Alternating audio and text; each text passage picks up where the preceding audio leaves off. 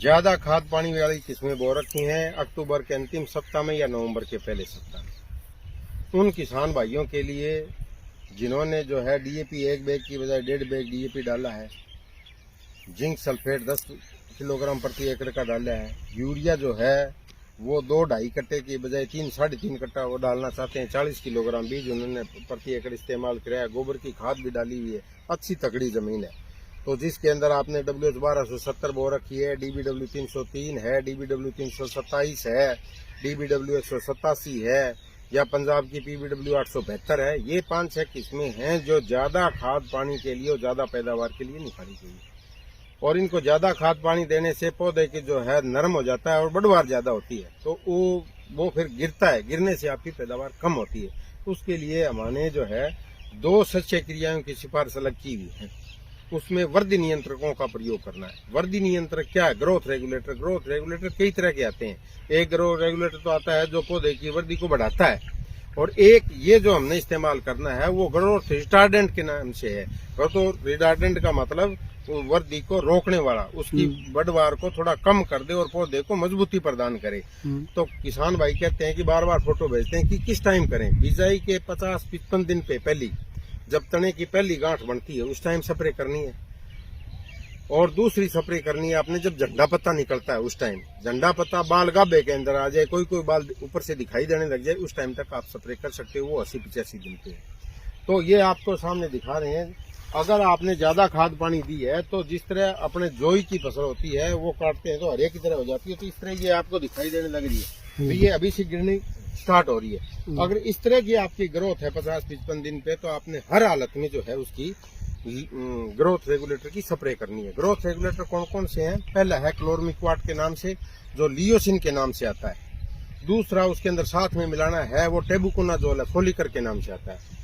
तो लियोसिन कितना लेना है? 400 मिलीलीटर दवाई लियोसिन लेनी है। 200 मिलीलीटर जो है टेबुकोनाजोल जो फोलिकर के नाम से आती है वो लेनी है। दोनों को टैंक मिक्स एक ही टंकी के अंदर डालना है, और 200 लीटर पानी प्रति एकड़ के हिसाब से आपने इस्तेमाल करना है। पहली स्प्रे करनी है आपने 50-55 दिन पे, और दूसरी स्प्रे करनी है आपने 80-85 दिन पे, जब झंडा पत्ता निकले उस टाइम। 2 स्प्रे करने से क्या होगा कि इसकी ग्रोथ जो है, इसकी बढ़वार जो है 8-10 सेंटीमीटर कम हो जाएगी। और जो तना इसके अंदर जिस तरह ये अब तना बनना स्टार्ट हो गया नोड, तो ये तना अंदर से ओलो थोथा होता है। तो ये थोथा है, इसके अंदर धागे भर के, और ये लिग्निफाइड होके धागे बन के भर जाएगा और बांस की तरह मजबूत हो जाएगा। गिरेगा नहीं तो आपकी पैदावार प्रति एकड़ ज्यादा होगी। तो इसलिए कई किसान भाई जो कहते हैं कि हमने तो चमत्कार कर दी या दूसरा किसी को जिबरलिक एसिड दे दिया, नहीं। जो हमने टेस्ट किया है वो लियोसिन और टेबुकोनाजोल यही किया हुआ है। तो ये दोनों मिला के आपने स्प्रे करनी है। ये इसकी बढ़वार को रोकेंगे। बढ़वार रोकने से आपकी 8-10 सेंटीमीटर हाइट कम हो जाएगी। पौधे के अंदर जो धागा भर के इसका तना मजबूत हो जाएगा। गिरेगा नहीं तो आपकी पैदावार ज्यादा होगी। तो इस तरह से किसान भाई प्रति एकड़ अपनी पैदावार ज्यादा ले सकते हैं। गेहूं एक ऐसी फसल है जिसके अंदर भिन्न भिन्न तरह के जो है मोलिकूल, कोई इसके अंदर फ्लोराडान डाल रहा है, कोई और चीज डाल रहा है। ज्यादा कुछ डालने की जरूरत नहीं है। जितनी सिफारिश की गई है हरियाणा कृषि विश्वविद्यालय हिसार द्वारा, वही खाद जो है आपने डालनी है। बहुत से किसानों का भी देखते हैं कि जो है डीएपी पहले नीचे डाल दी, फिर पहले पानी के ऊपर डालने लग रहे हैं, एनपी के ऊपर से डालने लग रहे हैं। ये खाद जो फास्फोरस है वो इमोबाइल है, तब तो चल नहीं सकता। ये तो आपने अगर जड़ के नजदीक में नीचे डलिया हुआ है तो ही कामयाब है, नहीं तो ऊपर वो जमीन में पड़ी रहेगी, आपको वैसे ही फायदा नहीं होगा।